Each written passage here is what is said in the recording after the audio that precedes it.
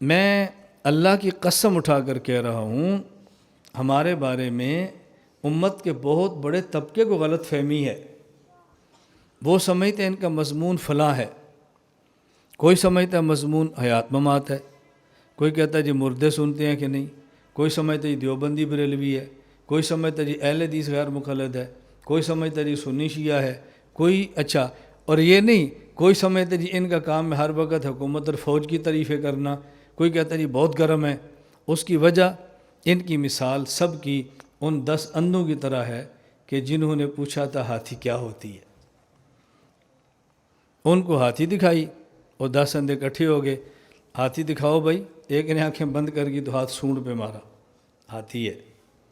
دوسرے کی آنکھیں نہیں تھی، اس نے اس کے کان کو پکڑا، ہاتھی ہے۔ تیسرے کا ہاتھ اس کے پیٹ پر لگایا، یہ ہاتھی ہے۔ ایک کا ہاتھ ٹانگ پر لگایا، یہ ہاتھی ہے۔ سمجھ آ رہی ہے؟ ایک کا ہاتھ وہ جو اس کا لمبا دانت ہے اس پہ لگایا، یہ ہاتھی ہے۔ ایک کا اس کے پاؤں پہ لگایا، یہ ہاتھی ہے۔ ہر کسی نے اب 10 کے 10 بیٹھے، ہاتھی کیسی ہوتی ہے؟ اب تبصرہ ہو رہا ہے، وہ تو لوہے کا لمبا سا سریا سا ہوتا ہے جیسے برچی ہے، اور نہیں تجھے کیا پتا؟ ہاتھی تو ایسی ہوتی ہے جیسے لمبا سا گول ایسے راڈ سا بنا ہوتا ہے، لمبا سا بڑا نرم۔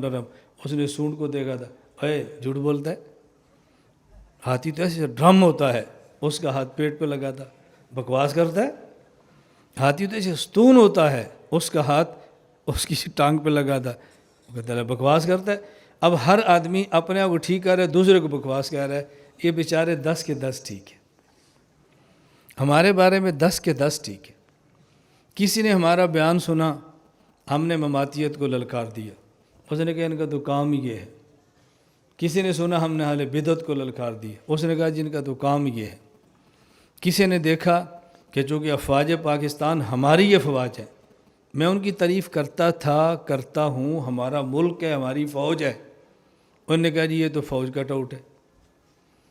کسی نے دیکھ لیا کہ اس نے بیان ذرا سخت کسی دیہات میں کیا، بہت گرم آدمی ہے۔ اچھا بعض یہاں پر آتے ہیں جو اللہ خان کا دیکھتے ہیں، وہ ان سب کو غلط کہتے ہیں، کہتے ہیں میں تو دیکھ کر آئے ہوں، مولانا صاحب کا تو ذکر ہوتا ہے تو پیر صاحب ہیں۔ میں نے کہا تم سارے ٹھیک ہو،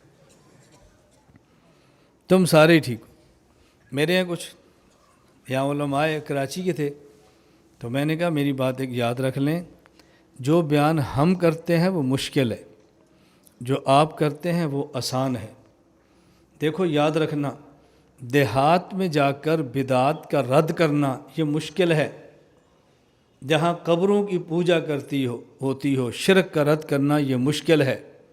آپ جو دل کرتا لہجہ رکھیں، میں سخت لہجے کی بات نہیں کرتا، یہ مشکل ہے۔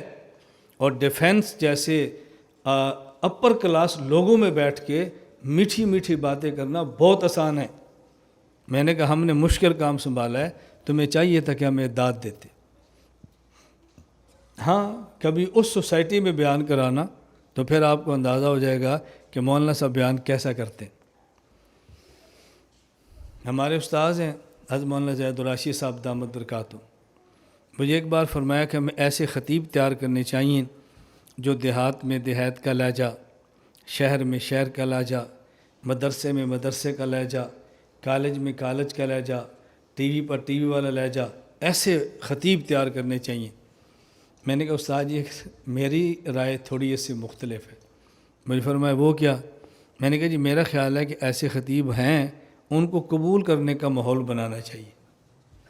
میں نے کہا اسے سمجھ گئے؟ کہتے ہیں آگے سمجھ۔